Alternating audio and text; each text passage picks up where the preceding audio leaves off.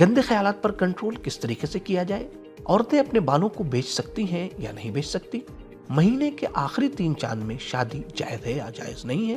آئے ان اہم سوالات کے جوابات جانتے ہیں اس ویڈیو میں۔ سبیل کمنٹ وہ پروگرام ہے جس میں آپ اپنا سوال ہمیں کمنٹ باکس میں بھیجتے ہیں اور ان میں سے سلیکٹڈ سوالوں کا جواب پوری دنیا میں 100 سے زیادہ علماء کے ذریعے دیا جاتا ہے۔ بسم اللہ الرحمن الرحیم، اللہم صلی علی محمد وآل محمد وعجل فرجہم۔ ناظرین کرام السلام علیکم۔ ناظرین آئیے چلتے ہیں اپنے پروگرام کو شروع کرتے ہیں مولا متقیان حضرت علی ابن ابی طالب علیہ السلام کی ایک نورانی حدیث کے ذریعے سے۔ مولا کائنات کا ارشاد گرامی ہے، ما من شیء احق بطول السجن من اللسان، سب سے زیادہ دیر جو چیز قید میں رہنے کی سزاوار ہے وہ زبان ہے۔ تو اسی نورانی حدیث کے ساتھ چلتے ہیں اپنے پہلے سوال کی طرف۔ پہلے سوال کی طرف جانے سے پہلے ہماری آپ سے گزارش ہے کہ اگر آپ نے ابھی تک ہمارے چینل کو سبسکرائب نہیں کیا ہے تو ضرور سبسکرائب کیجیے گا۔ جس طریقے سے آپ خود اس پروگرام کو دیکھ رہے ہیں، کم سے کم 10 لوگوں کو اس پروگرام کو شیئر کریں، انہیں بتائیں کہ سبیل احکام ٹیم کس طریقے سے جوانوں کے مشکلات کو پریکٹیکل احکام کے ذریعے سے اور سبیل کمنٹ کے ذریعے سے حل کرنے کی کوشش کر رہی ہے۔ تو چلتے ہیں آئے اپنے پہلے سوال کی طرف۔ پہلا سوال یہ کیا گیا ہے کہ مولانا میرا سوال یہ ہے کہ آج کل ہیئر خریدنے والے آتے ہیں تو کیا لیڈیز اپنے بال کو بیچ سکتی ہیں؟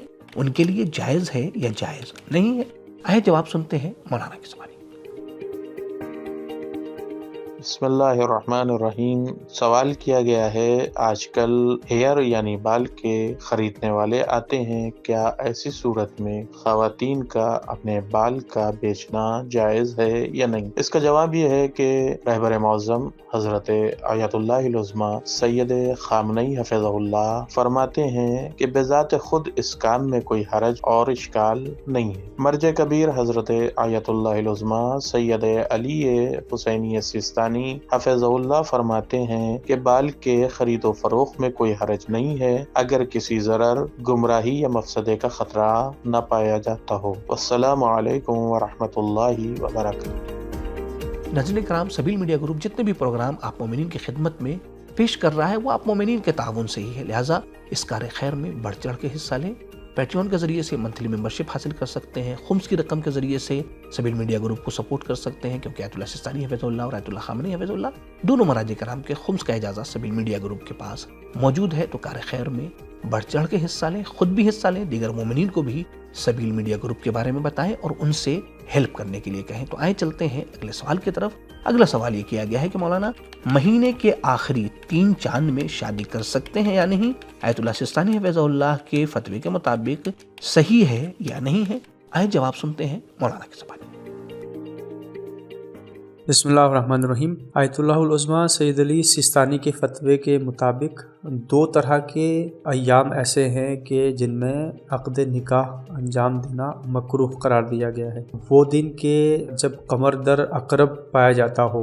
قمر در اقرب ہر قمری مہینے کے بعض ایام ہوتے ہیں جو ہر مہینے مختلف ہوتے ہیں، الگ ہوتے ہیں، اور اس کی تفصیل بعض کتابوں میں جیسے بعض جنتریہ کہ جن میں یہ بیان کیا جاتا ہے کہ کس مہینے کی کس تاریخ میں قمر در اقرب پایا جاتا ہے، تو وہاں دیکھا جا سکتا ہے۔ اور اسی طرح سے ہر قمری مہینے کے جو آخری 2 یا 3 دن ہوتے ہیں، جیسے اگر 30 دن کا مہینہ ہے تو اس میں آخری 3 دن، اسی طرح سے اگر 29 کا مہینہ ہے تو اس کے آخری 2 دن، ان میں عقد نکاح کو مکروہ قرار دیا گیا ہے۔ البتہ مکروہ ہونے کا مطلب یہ نہیں ہے کہ انجام نہیں دیا جا سکتا ہے، بلکہ مکروہ ہونے کا مطلب یہ ہے کہ بہتر ہے کہ انجام نہ دیا جائے۔ لیکن اگر شادی کی تاریخ، نکاح کی تاریخ اس طرح سے مینج کی گئی ہے کہ انہی دنوں میں ضروری ہے انجام دینا، تو پھر صدقہ وغیرہ دے کر انجام دیا جا سکتا ہے۔ اس سے اس کی جو مشکل ہوتی ہے یا کراہت ہوتی ہے وہ برطرف ہو سکتی ہے۔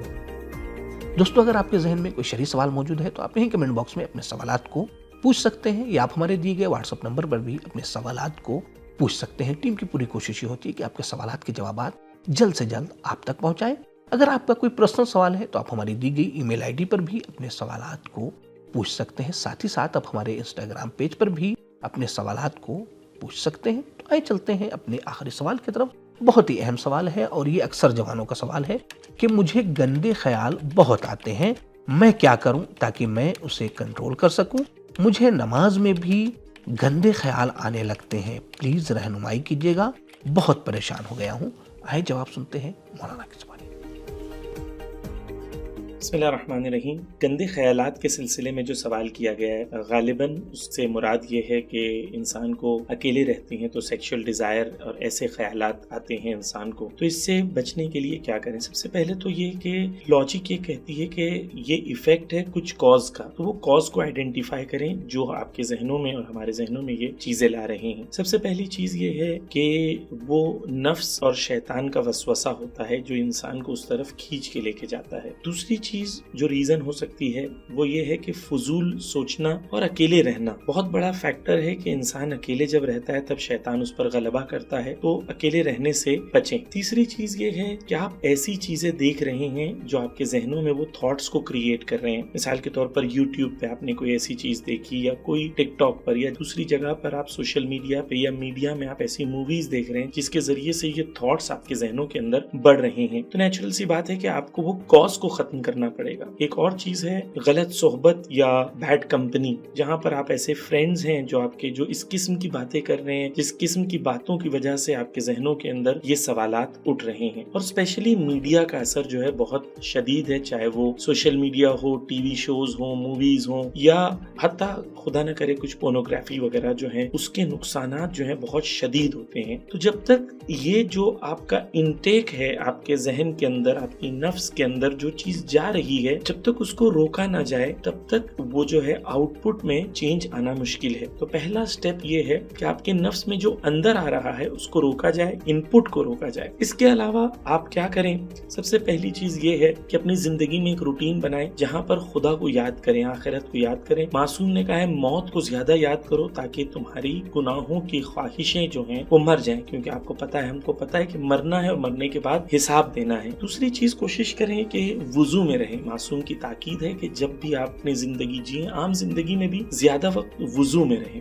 خصوصاً سونے سے پہلے میڈیا سے دور رہیں، اور اگر اکیلے میں ہیں تو اس وقت کوشش کریں کہ اکیلے پن سے نکلیں، اپنے والدین کے ساتھ ہو جائیں، دوستوں کے ساتھ ہو جائیں. ایسی جگہ رہیں جہاں لوگ موجود ہیں، نہ کہ آپ اکیلے میں ہوں، کیونکہ اکیلے میں شیطان کا حملہ سب سے شدید ہوتا ہے. ایک اور چیز جو اہم ہے وہ یہ کہ اپنی زندگی میں مصروف رہیں، بزی رہیں، تاکہ آپ کے پاس ایسا وقت نہ ہو کہ آپ آرام سے بیٹھے ہوئے ہیں. تو اگر آپ کی زندگی میں بزی ہیں، آپ کے پاس پروجیکٹس ہیں، آپ کے پاس کام ہیں، آپ اسلامک ایکٹیویٹیز میں انوالوڈ ہیں، naan Islamic activity, business, career, job, پڑھائی، آپ اتنے بزی ہیں تاکہ، یا گیمز، آپ اتنے بزی ہیں تاکہ آپ کو یہ سب چیزوں کا وقت نہ ملے. پھر اچھی فرینڈشپ بہت امپورٹنٹ ہے کہ آپ کو اچھی فرینڈشپ، امام صادق علیہ السلام سے بھی حدیث ہے جہاں پر وہ یہ کہتے ہیں کہ آپ اچھی صحبت کا اختیار کریں، اچھی ریلیشن، اچھے فرینڈز کو اختیار کریں. جیسے آپ فرینڈز بنائیں گے ان کا اثر آپ کی زندگی کے اندر بڑھتا جائے گا. اور اپنے پیرنٹس سے ڈسکس کریں. اگر آپ کو شادی کی ضرورت ہے تو اپنے پیرنٹس سے یا کسی رشتہ دار کے ذریعے سے یا خود ڈسکس کریں کہ مجھے شادی کی ضرورت ہے، اور اس کو